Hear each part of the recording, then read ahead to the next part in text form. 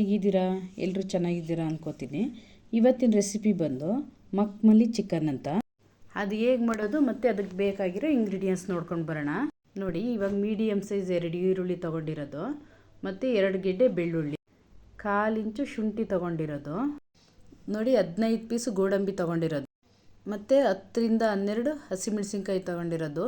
ನೀವು ನೋಡಿ ಖಾರಕ್ಕೆ ತಕ್ಕನಾಗಿ ನಿಮಗೆ ಖಾರ ಜಾಸ್ತಿ ಬೇಕು ಅಂದರೆ ಸ್ವಲ್ಪ ಜಾಸ್ತಿ ತೊಗೊಳ್ಳಿ, ಇಲ್ಲ ಅಂದರೆ ಕಡಿಮೆ 10ರಿಂದ 12 ತೊಗೊಂಡ್ರೆ ಸಾಕು. ಮತ್ತು ಕೊತ್ತಂಬರಿ, ಇದನ್ನೆಲ್ಲ ರುಬ್ಕೋಬೇಕು. ಈ ಈರುಳ್ಳಿನ ಆಯಿಲಲ್ಲಿ ನಾವು ಫ್ರೈ ಮಾಡ್ಕೋಬೇಕು. ಈಗ ಒಗ್ಗರಣೆಗೆ ಏನು ಬೇಕು ನೋಡೋಣ. ನೋಡಿ, 3/4 ಕಪ್ ಅಷ್ಟು ಆಯಿಲ್ ತೊಗೊಂಡಿದ್ವಿ, ಯಾಕೆಂದರೆ ಇದು ಆನಿಯನ್ ಫ್ರೈ ಮಾಡೋದಕ್ಕೂ ಬೇಕು. ಮತ್ತು ಚಿಕ್ಕದಾಗಿ 2 ಈರುಳ್ಳಿ ತೊಗೊಂಡಿರೋದು, ಒಂದು 5ರಿಂದ 6 ಹಸಿಮೆಣಸಿನ್ಕಾಯಿ ತೊಗೊಂಡಿರೋದು ಒಗ್ಗರಣೆಗೆ. ಇದು ಕಸೂರಿ ಮೇಥಿ ಮತ್ತು ಕರಿಬೇವು ಮತ್ತು ಮೊಸರು ತೊಗೋಬೇಕು. 3/4 ಕಪ್ ತೊಗೊಂಡಿದ್ದೀವಿ ಮೊಸರನ್ನ. ಇವಾಗ ಚಿಕನ್ ನೋಡಿ 2 kg ತೊಗೊಂಡಿರೋದು, ಚೆನ್ನಾಗಿ ತೊಳೆದು ರೆಡಿ ಮಾಡಿ ಇಟ್ಕೊಂಡಿದ್ದೀನಿ. ಇದು ಬಂದು ನಾನು ತುಂಬ ಪೀಸಸ್ ದಪ್ಪನೂ ಇಲ್ಲ ಮತ್ತು ಸಣ್ಣನೂ ಇಲ್ಲ, ಮೀಡಿಯಮ್ ಆಗಿದೆ. ನಾನು ಚಿಕನ್ ಬಂದು ಇವತ್ತು 2 kg ತೊಗೊಂಡಿರೋದು. ಸಾಮಾನ್ಯ ನಾವು ಯಾವಾಗಲೂ 2 kgನೇ ತೊಗೊಳ್ಳೋದು, ನಮಗಷ್ಟು ಬೇಕು ಮನೆಗೆ. ಈಗ ಇದನ್ನು ಸೈಡಿಗೆ ಇಟ್ಕೊಳ್ಳೋಣ. ಒಂದು ಪಾತ್ರೆ ಇಡೋಣ. ಅದಕ್ಕೆ ನೋಡಿ ಆಯಿಲ್ ಹಾಕಿದ್ದೀವಿ.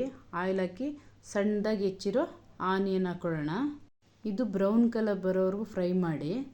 ಆದಷ್ಟು ಲೋ ಫ್ಲೇಮಲ್ಲೇ ಇಡಿ, ಬ್ರೌನ್ ಕಲರ್ ಆಗಬೇಕು ಚೆನ್ನಾಗಿ. ನೋಡಿ ಇವಾಗ ಆಗಿದೆ, ನೋಡಿ ಬ್ರೌನ್ ಕಲರ್ ಆಗಿದೆ. ಇವಾಗ ಇದನ್ನು ಸಪ್ರೇಟ್ ಪ್ಲೇಟಿಗೆ ಇಡೋಣ. ಮತ್ತು ಇನ್ನೊಂದು ಪಾತ್ರೆಗೆ ನೀರನ್ನ ಚೆನ್ನಾಗಿ ಹಿಂಡ್ಬಿಟ್ಟು ಚಿಕನ್ನ ಹಾಕೋಬೇಕು. ಅದಕ್ಕೆ ನೋಡಿ 1 table spoon garam masala, 1/4 table spoon ಅರಿಶಿನ ಮತ್ತು ಮೊಸರು ತೋರಿಸಿದ್ನಲ್ಲ 3/4 ಕಪ್ಪು, ಅದನ್ನು ಹಾಕೋತಾ ಇರೋದು. ಮೊಸರು ಬಂದು ಚಿಕನ್ ಕ್ವಾಂಟಿಟಿ ಎಷ್ಟಿದೆ ನೋಡ್ಬಿಟ್ಟು ಹಾಕ್ಕೊಳ್ಳಿ. ನೀವು ಕಡಿಮೆ ತೊಗೋತೀನಿ ಅಂದರೆ ಕಡಿಮೆ ಹಾಕಿ. ಈಗ 1 ಟೇಬಲ್ ಸ್ಪೂನ್ ಉಪ್ಪಿನ ಪುಡಿ ಹಾಕ್ಕೊಳ್ಳೋಣ.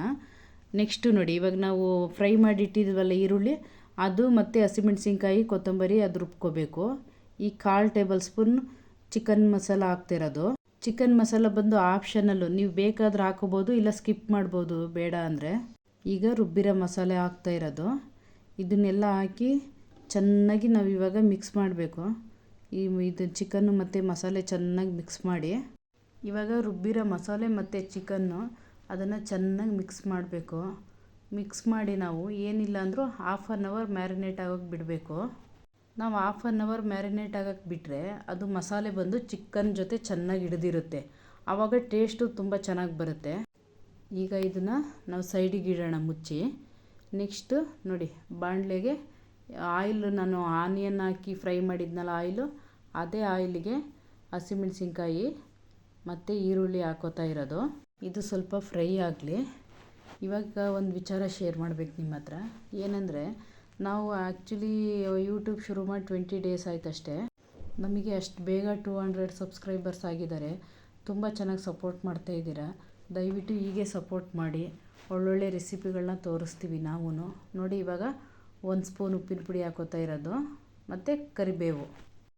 ನೀವು ಯಾವಾಗಲೂ ಅನ್ಕೋಬೋದು, ಯಾಕೆ ಹರಳುಪ್ಪು ಹಾಕಲ್ಲ, ಬರೀ ಪುಡಿ ಉಪ್ಪೇ ಹಾಕ್ತಾಯಿದ್ದೀರಾ ಅಂತ. ಯಾಕೆಂದರೆ ನನಗೆ ಪುಡಿ ಉಪ್ಪು ಹಾಕೋದಕ್ಕೆ ಕರೆಕ್ಟ್ ಮೆಜರ್ಮೆಂಟ್ ಗೊತ್ತಾಗುತ್ತೆ, ಅದಕ್ಕೋಸ್ಕರ. ಮತ್ತು ನೋಡಿ, ಕಸೂರಿ ಮೇಥಿ ಹಾಕ್ಕೊಂಡಿರೋದು ಇವಾಗ. ಈಗ 1/2 ಅವರ್ ಮ್ಯಾರಿನೇಟ್ ಆಗಿದೆ. ಇದನ್ನು ನಾವು ಒಗ್ಗರಣೆ ಜೊತೆ ಹಾಕೋಬೇಕು. ಇವತ್ತಿನ ರೆಸಿಪಿಲಿ ನೀರು ತುಂಬ ಜಾಸ್ತಿ ತೊಗೋತೇ ಇಲ್ಲ, ಯಾಕೆ ಅಂದರೆ ನೀರು ಹಾಕಿದರೆ ಅದು ಚೆನ್ನಾಗಿ ಬರಲ್ಲ. ಸ್ವಲ್ಪ ನೀವು ತುಂಬ ನೀರು ಹಾಕಿದರೆ ಅದು ಗ್ರೇವಿ ಥರ ಆಗುತ್ತೆ, ಗೊಜ್ಜು ಥರ ಬರಲ್ಲ. ಗೊಜ್ಜು ಥರ ಮಾಡ್ಕೊಂಡ್ರೆ ನೀವೆಲ್ಲದಕ್ಕೂ ಮುದ್ದೆ ಬಿಟ್ಟು ಬೇರೆ ಇನ್ನೆಲ್ಲದಕ್ಕೂ ನೀವು ಮಾಡ್ಕೋಬೋದು, ಚೆನ್ನಾಗಿರುತ್ತೆ. ನೀರು ನೋಡಿ, ನಾನು ಮಸಾಲೆ ಕಲಸಿಟ್ಟಿದ್ನಲ್ಲ ಚಿಕನ್ ಜೊತೆ, ಆ ಪಾತ್ರೆಗೇ ಮಿಕ್ಸಿಲಿ ರುಬ್ಬಿದ್ನಲ್ಲ ಮಸಾಲೆ, ಆ ಮಿಕ್ಸಿ ಜಾರ್ಗೆ 1 ಗ್ಲಾಸ್ ಹಾಕೋತಾ ಇರೋದು. ನೀವು ಹಾಗೆ ಮಾಡಿ, ಆವಾಗ ಗೊಜ್ಜು ಥರ ಬರುತ್ತೆ, ತುಂಬ ಚೆನ್ನಾಗಿರುತ್ತೆ. ದಯವಿಟ್ಟು ನೀವು ಮನೇಲಿ ಟ್ರೈ ಮಾಡಿ. ಇದಿಷ್ಟೇ ನೀರು ಸಾಕು. ನೋಡಿ, ಇವಾಗೀಗ ಆಗಿದೆ. ನಾವಿವತ್ತು ರೊಟ್ಟಿ ಕಾಂಬಿನೇಷನಿಗೆ ಮಾಡ್ತಾಯಿರೋದು. ನೀವು ಟ್ರೈ ಮಾಡಿ. Thank you for watching.